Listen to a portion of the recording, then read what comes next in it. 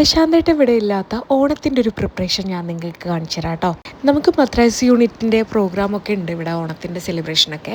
അപ്പോൾ നാട്ടിലുള്ള ഒന്നും ഇവിടെ അവൈലബിൾ ആയിട്ട് കിട്ടില്ല. പൂവ്, സദ്യ, അങ്ങനെയുള്ള സാധനങ്ങളൊക്കെ നമ്മൾ തന്നെ പ്രിപ്പയർ ചെയ്യണം. എനിക്ക് കുറേ ആർമിക്കാരെ വൈഫും അല്ലാണ്ടുള്ള ആൾക്കാരൊക്കെ മെസ്സേജ് അയക്കുന്നുണ്ട്, കണ്ടിന്യൂസ് ആയിട്ട് വീഡിയോ പോസ്റ്റ് ചെയ്തോടെ ചോദിച്ചിട്ട്.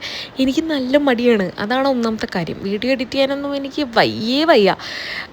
ക്ലാസ്സുകൾ, തിരക്കുകൾ, അതിൻ്റെ ഉള്ളിൽ കൂടെ ക്ലാസ് എടുക്കുന്നത് ഒക്കെ എല്ലാം ഭയങ്കര ബിസി ആയിട്ടുള്ളൊരു ലൈഫായതുകൊണ്ട് അതിനുള്ളൊരു ടൈം എനിക്കിവിടെ കിട്ടുന്നില്ല എന്നുള്ളതാണ്.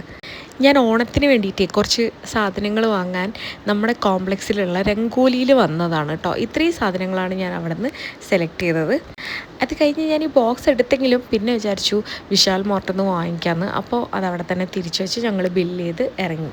ഇന്നാണ് കേട്ടോ ഞാൻ ആ വീഡിയോ കണ്ടത്, പട്ടാളക്കാരെ ഭയങ്കര മോശമായിട്ട് പറയുന്നൊരു ലേഡീൻ്റെ വീഡിയോ. അപ്പോൾ തന്നെ ഞാനതിനൊരു റിപ്ലൈ ഇട്ടെങ്കിലും പിന്നെ ആ ലേഡി സോറി പറയുന്ന വീഡിയോ എനിക്ക് കുറേ ആളുകൾ അയച്ചു തന്നു. അപ്പോൾ ഞാൻ വിചാരിച്ചു അവരേതായാലും സോറി പറഞ്ഞു, അപ്പോൾ നമ്മളതിനെ കൂടുതൽ സെലിബ്രേറ്റ് ചെയ്യേണ്ട കാര്യമില്ല. അപ്പോൾ ഞാൻ ആ വീഡിയോ ഡിലീറ്റ് ആക്കിയിട്ടുണ്ടായിരുന്നു. ശരിക്കും പറയുകയാണെങ്കിൽ ഈ ആർമി ലൈഫ് അത്ര ഈസി അല്ല എന്നേ ഞാൻ പറയുള്ളൂ. കാരണം പ്രശാന്തേട്ടൻ്റെ ഡ്യൂട്ടീൻ്റെ ഭാഗമായിട്ട് കുറേ ദിവസമായിട്ട് ഇപ്പോൾ പുറത്താണെങ്കിലും വീട്ടിലത്തെ എല്ലാ കാര്യങ്ങളും, അതുപോലെ തന്നെ പച്ചക്കറി വാങ്ങുന്നതാണെങ്കിലും എല്ലാ കാര്യവും ഞാൻ ഒറ്റയ്ക്ക് ചെയ്യണം.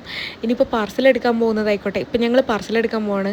അപ്പോൾ അതൊക്കെ ഞങ്ങൾ തന്നെ ചെയ്യേണ്ട ഒരു അവസ്ഥയാണ്. കുട്ടികളെ കാര്യം നോക്കണം. ഐറേൻ്റെ കാല് ഗ്ലാസ്സിൽ കൊണ്ടിട്ട് മുറിഞ്ഞിട്ടുണ്ടായിരുന്നു. പ്രശാന്തേട്ടൻ ഇവിടെ ഇല്ല, ഞങ്ങൾ ഹോസ്പിറ്റലിൽ കൊണ്ടുപോയി, ഞാനും അപർണയും എല്ലാവരും, അക്കയൊക്കെ. ഇനിയിപ്പോൾ നിങ്ങൾ ആലോചിച്ച് നോക്കൂ, എനിക്ക് ഈ അക്കയും അപർണയും എൻ്റെ നൈബേഴ്സ് ഒന്നും നല്ലതല്ലെങ്കിൽ ഇത് ഒറ്റയ്ക്ക് ഞാൻ തന്നെ ചെയ്യണം.